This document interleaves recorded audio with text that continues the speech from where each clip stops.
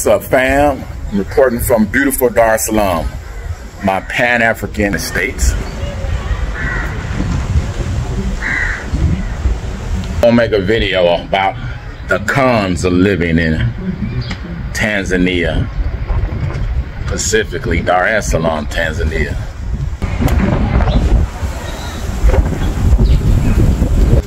Many get on us YouTube and say, oh, y'all always report the good of Tanzania, but you never report the bad. So I'm going to make this video of reporting the bad. Now, a lot of locals may come for me, but I'm always talking about the good. So I have to share with my other expats or anyone coming to Tanzania my pet peeves and the cons of living here. Number one, the roads and the infrastructure is horrible, family. So it's just bumpy roads. The side streets, you can forget about wearing your good shoes. You would be messing up your J's. So I don't even wear my good shoes here. The government has not put the money they should in the infrastructure for the side streets. The main roads, the main public roads are pretty much decent condition, but the side roads are horrible. Like outside of my compound, let me show you. So I'm on the tail end of rainy season. Look at this water here. This is how the side roads look. So that's one of the pet peeves of Tanzania. Number two, I hate when locals say, this is Africa. Yes, I understand this is Africa and we're not supposed to be bringing our westernized ways here. But Africa can take some tips from us. This is Africa, and I call it that poor mentality of they don't want to change. That irritates me. Just take some advice. We're not trying to change your way of life, but you gotta quit saying this is Africa like that poly, not willing to change. You have to be willing to change because Africa, believe it or not, Tanzania is probably 25 to 30 years behind the Western world. So sometimes I find myself fighting and struggling with trying to make life better for everybody else over here. So you hear a lot of locals say, this is Africa, this is how we do things here. But when it's backwards, you have to have the mindset and knowledge to want to change for the better. Number three, the scamming goes on here by the locals because they may hear my American accent and they would try to give me a foreign price and a local price. I think there should be all one price like we have in America. America has a capitalist society. One price, they don't care if you're rich or poor. Can you afford to pay it? If not, get the hell out of my store.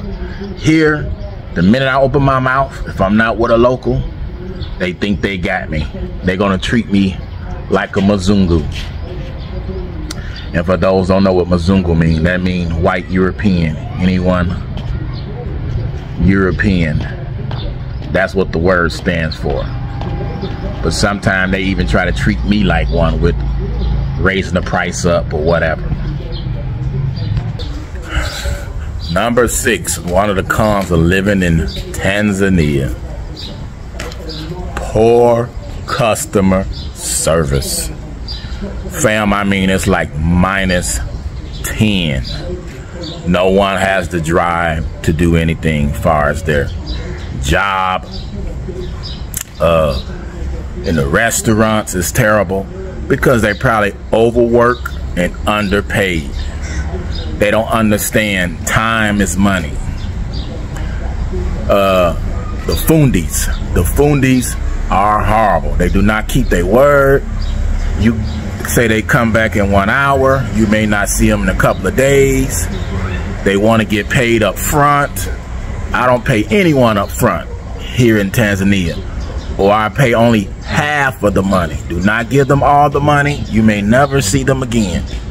It's just horrible with they don't value customer service. I'm used to in America, you know, things get done. Maintenance guy come, and for those don't know, fundi means maintenance. That's what they call their maintenance guy here, or anyone to work on cars or anything to do blue collar hand work. They call them the fundis in Swahili. They do not understand and value time, which is horrible, and it irritates my skin. Number 8, the power grid here in Tanzania.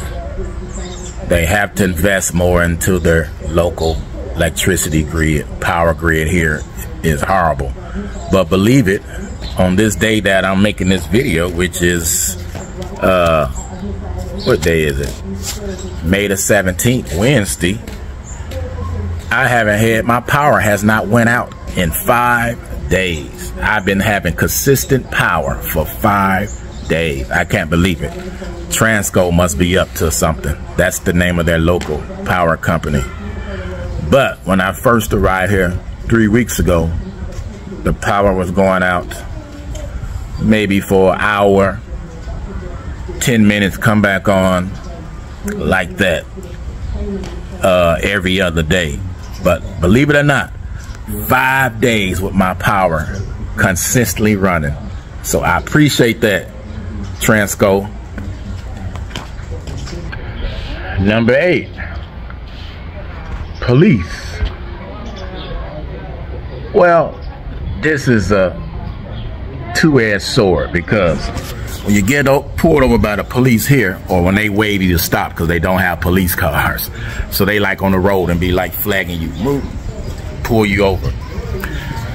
I guess it's not really a big complaint, because I know I'm going to leave and pull off with my life because they don't have guns, so I don't have to worry about getting killed by the police on a traffic stop that went wrong. But they do like a little moolah, little cash in their pocket to get away with whatever violation you violated. Or everything could be pretty much fine on your car, and they still want a little money for the eat. So you got to break bread, 2,000, 5,000, up to 10,000, even 20K of local currency. That's $8. 10,000 of their currency is $4, and 5,000 is $2 US. So they won't, when they pull you over, they're gonna find a reason to get some money out your pocket. That's one of my pet peeves and cons of Tanzania that I don't like.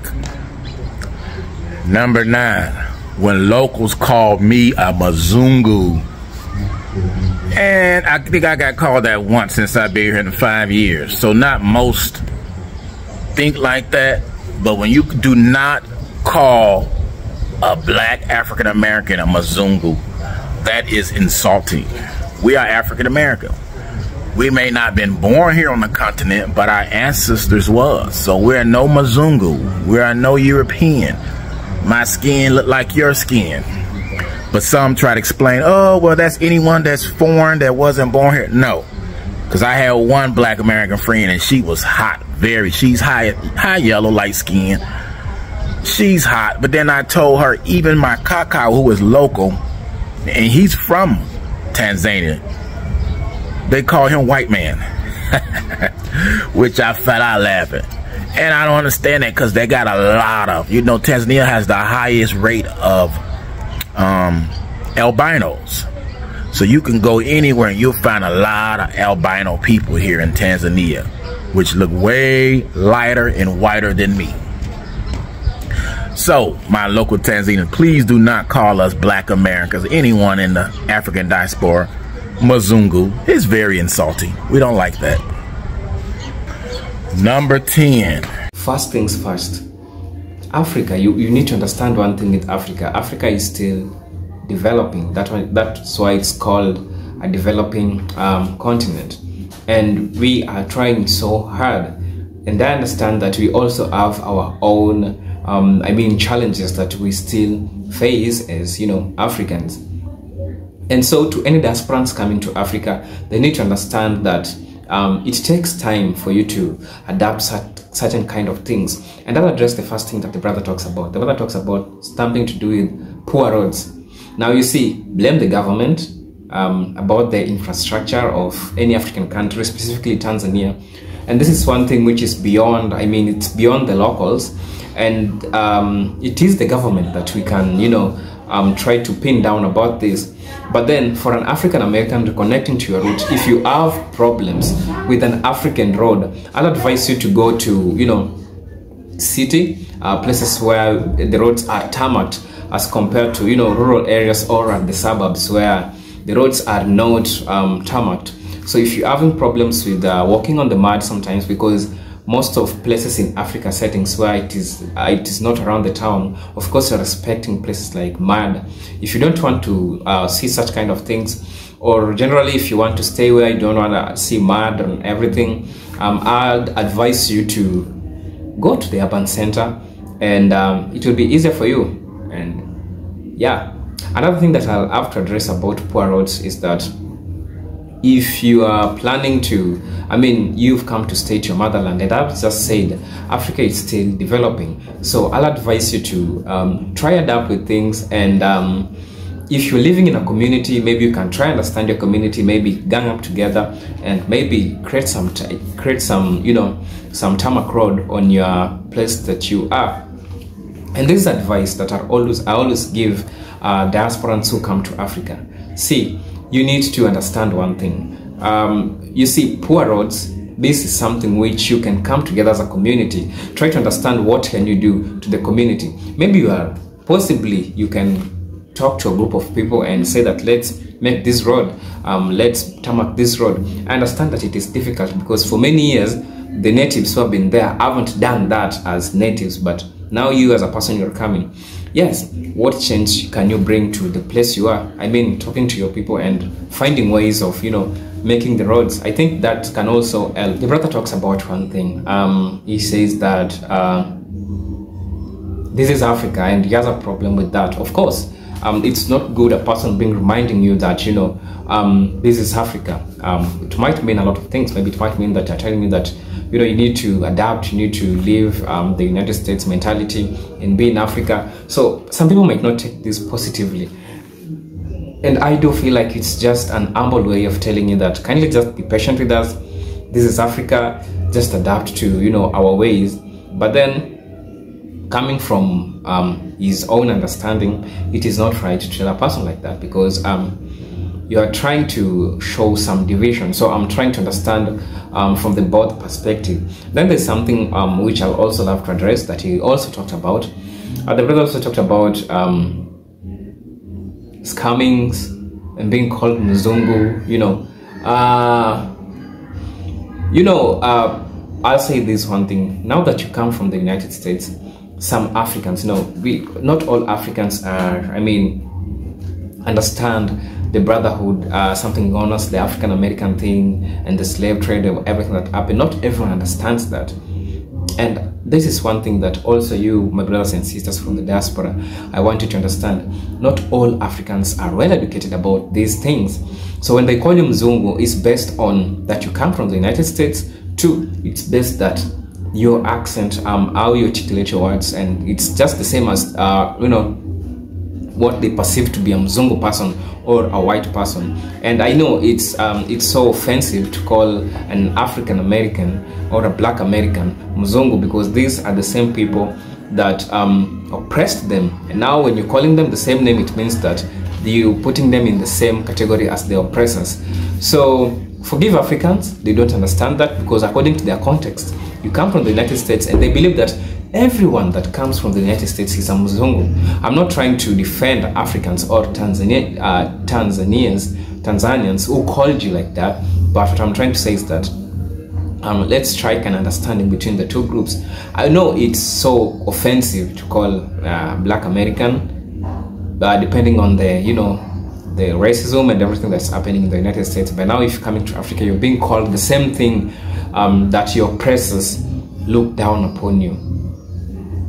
I'll talk about something to do poor customer service. I like to correct the brother a little bit. something to do with poor customer service. I say that this is personal upbringing. Doesn't matter whether you're an African, doesn't matter whether you're African American or white or Asian. When you have, I will like call it, when you are not taught well how to interact with people, how to handle people, this will be a problem despite where you come from. So I mean, customer service is one of the skills that one acquires maybe through education or they are taught. And I feel like this is something which is personal, and people are different, you know. So it is not generally like all Africans have poor customer service. There's some personal issues, like a person is arrogant to you, or a person doesn't answer you, or there's something to do with, you know, language barrier. So you need to understand a couple of things that happens in Africa. And not all Africans have poor, you know, customer service. We have people who are educated, who work on, you know, social places like the supermarket, the hospitals, the shops, and the places that you go, public services, you know. So it's not about generally Africans, but it is the person who is serving you at that moment. Because you can't tell me that in a supermarket you'll find 5 people who doesn't know how to customer service people, or don't know how to handle their clients. You can't tell me that. So that's also one thing that the brother needs to understand. Police and bribe, this is something which is beyond me, you know. People have ways of, you know, having money, and corruption being part of it. So people, it's, again, I just say this, it's not all about being an African. And I'm not defending the Tanzanian police who took bribe from him. Of course, this is something which happens in Africa oftenly. But again, this is something which I think we need to address with a lot of care, because the police are just police, and African police, they generally have, I mean, that problem. But again, it's not every police. It's something which is, again, personal, you know. When a person, a greedy person is a greedy person, if they're a police or they're a doctor, they'll always have something to take away from you. It can be bribe, it can be, you know, people who are greedy, people who are angry, and they want extra from you. And when they perceive that you have a lot of money, the way the brother was saying, there are higher chances for them taking it away from you. So always remain vigilant. And it's so hard to walk away from police without giving them bribe. But again, there's a disclaimer. Not all police are bad. We have those police who know what is called being a police, and striking a balance between charging Africans for what should not be. I mean, in simple terms, is just manipulating people to get money because you are of a higher social status, and you pollute your role as a police. And it happens oftentimes in Africa, and I've seen a couple of videos people do complaining about the African police taking bribe and everything. So it's not something which is even to the local they take, you know. So just be vigilant out there, and I think everything will be fine. So this is Agent the African Kid. If you're watching this video for the first time, ensure hitting the subscribe button. Until then, see you in my next video. Salute.